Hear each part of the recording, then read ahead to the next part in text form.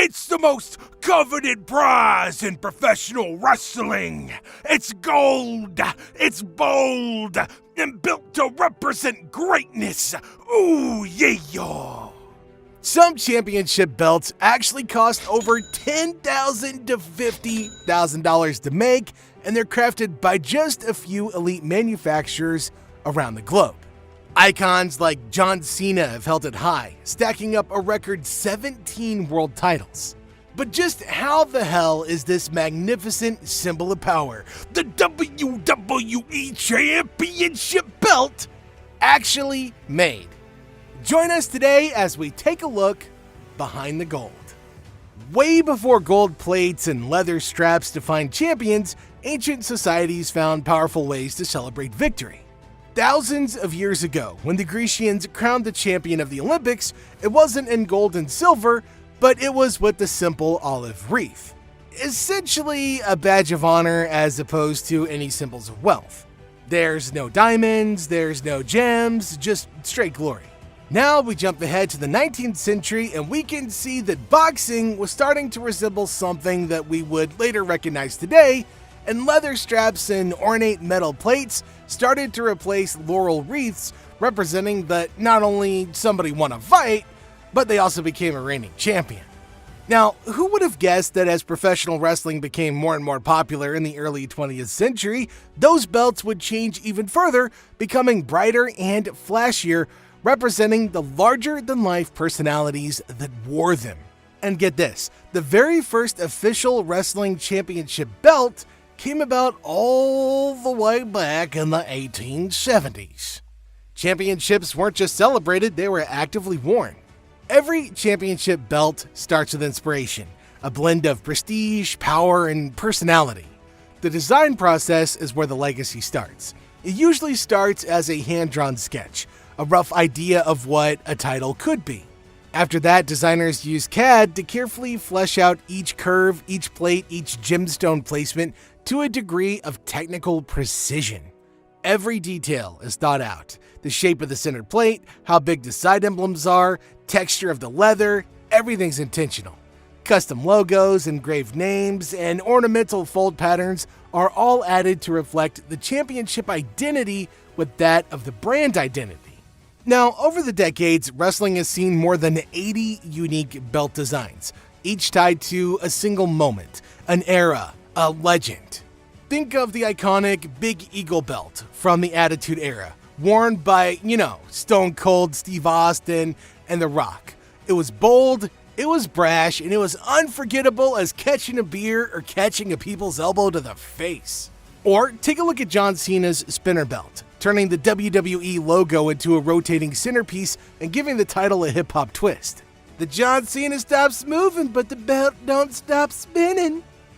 Also, more recently, we've got the red and blue Universal titles. These are sleek, they're modern, and instantly recognizable in the current WWE landscape.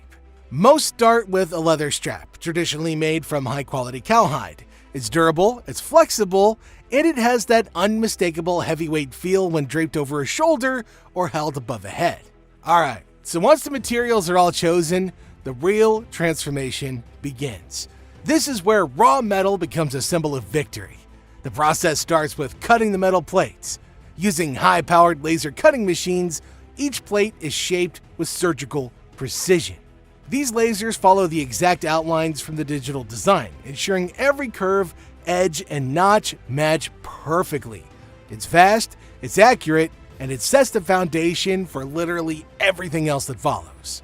Then comes the engraving, the step that brings the belt's identity to life. Logos, intricate patterns, wrestler names, and federation emblems are carved into the surface. Whether it's the eagle wings of a classic design or the bold WWE logo stretched across the center, every detail is carefully etched into the metal with incredible accuracy. After engraving, the plates go through a polishing process. This removes any roughness and brings out the shine, preparing the surface for the most visually important step in sports entertainment history: the plating. These plates are dipped into electroplating baths.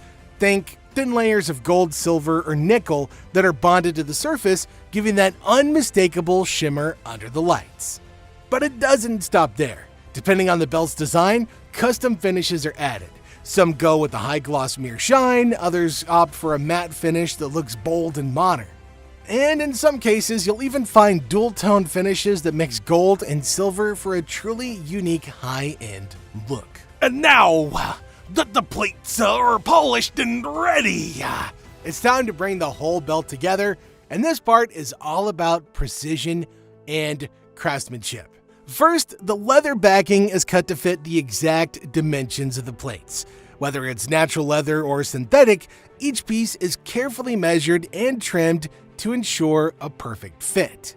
The edges are then smoothed and beveled, giving the belt that clean, finished look you see on TV. Once the leather's ready, the metal plates are aligned and mounted. Depending on the design, they're either riveted or bolted into place, a process that has to be exact, because even a slight misalignment can throw off the entire look. Some belts actually have removable plates for customization, while others are permanently fixed, solid and unyielding, just like the title they represent. Then comes the finishing touches. Embroidery might be added to the strap, especially around the snap fasteners. Some belts also get custom embossing, raised patterns or logos pressed into the leather for some added texture and depth. Others include stitched borders, contrast colors, or even the champion's nameplate attached to the front. Every detail, every stitch, every bolt, it's all part of creating not just a belt, but a centerpiece of wrestling history. Before a belt ever makes it to the spotlight, it's got to pass one final test: quality control. Because in a world where millions of fans are watching, there is zero room for error. Each finished belt goes through a thorough inspection, starting with plate alignment. The plates must sit perfectly on the strap. No tilts, no uneven spacing, just flawless symmetry. Then there's the paintwork. Whether it's the color behind the logo or the shine on a gemstone border, the finish has to be crisp, consistent, and without a single smudge. Stitching is checked next. Every thread along the strap, especially around the edges and snaps, is examined for strength and precision. Loose stitching or weak seams aren't just a cosmetic flaw, they can shorten the life of the belt. It's a painstaking process, but it matters. Some high-end belts can take up to 100 hours to build from start to finish, and not a second of that effort goes unchecked. Because when the champion hoists that title above their head, every detail's gotta be perfect. Every belt tells a story, not just of victory, but of the craftsmanship behind the crown. It's legacy, art, and tradition, all rolled into one unforgettable symbol. And if this kind of behind-the-scenes deep dive is your thing, then stick around because there's plenty more where that came from.